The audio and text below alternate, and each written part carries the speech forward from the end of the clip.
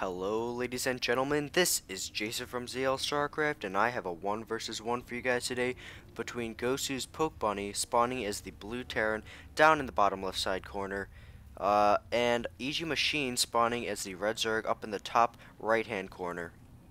Now these are two very strong players, and Pokebuni is currently ranked 55th on the North American Grandmaster server with 159 wins and 113 losses, and he does main Terran, so obviously his stats are pretty good. He's not exactly dominating, but those are pretty good stats. Now one thing I'd like to note, I'm sure you guys can already tell I got a new mic, and the microphone quality is it's a lot better than the other mic. So I'm hoping that this will further enhance the StarCraft 2 watching experience.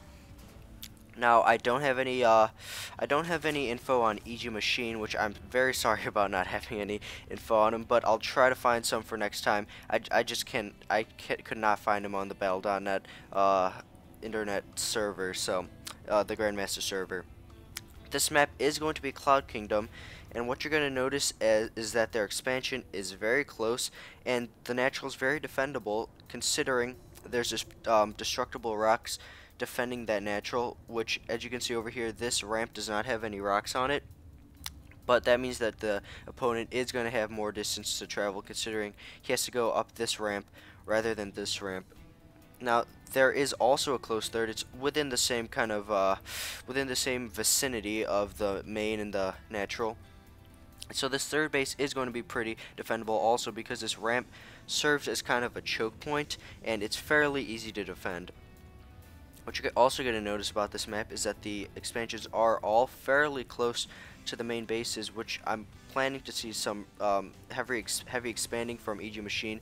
As you can see, he just took his fast expand, and his spawning pool just went up. He already has a lot of drones, and this is pretty common for all Zergs playing against Terran to go for a fast expand, because they are going to need to go macro heavy in order to keep up with Terran and Protoss, and they really thrive again on that macro advantage.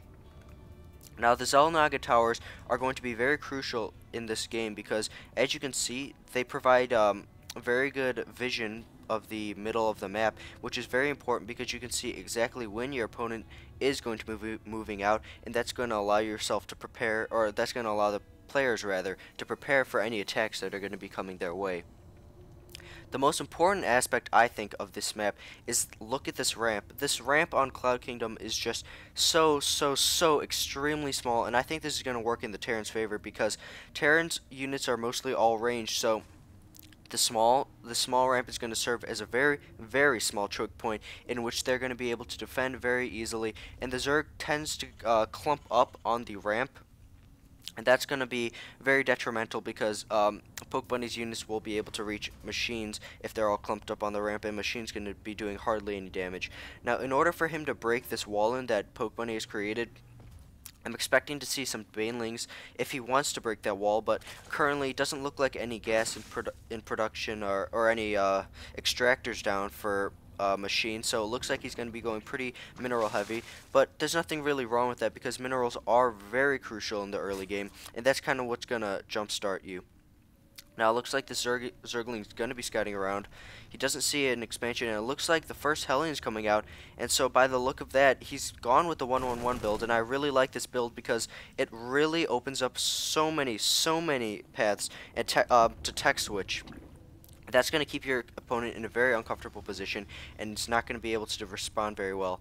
Now you see this Hellion going out, so it looks like Pokebuni's going to try to do some Hellion harass, and the Spine Crawler just finishes.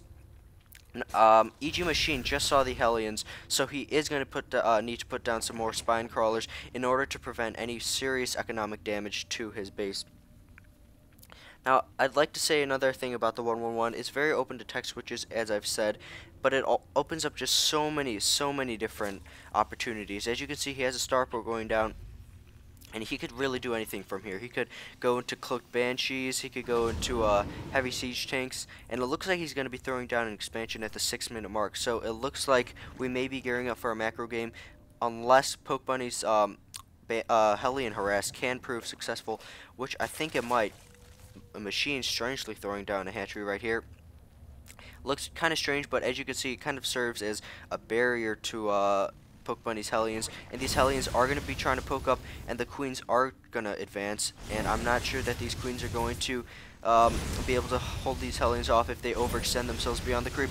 It doesn't look like there's a blue flame upgrade from Pokebunny, but each Machine's Spine Crawler is going to be enough for the defense. But it looks like, wow, Pokebunny's going to be pulling up all these Marines with this dropship up there. Now, I'm not sure these Queens are going to be able to defend against these huge numbers of Marines.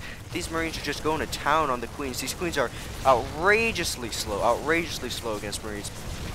And it looks like there's really not going to be anything Machine's going to be able to do. He only has a Spine that's not going to be able to hold off these Hellions, and he's forced to pull all of his drones off the line, and even if he holds this off, he's just lost so many drones. I have no idea how many drones he's lost.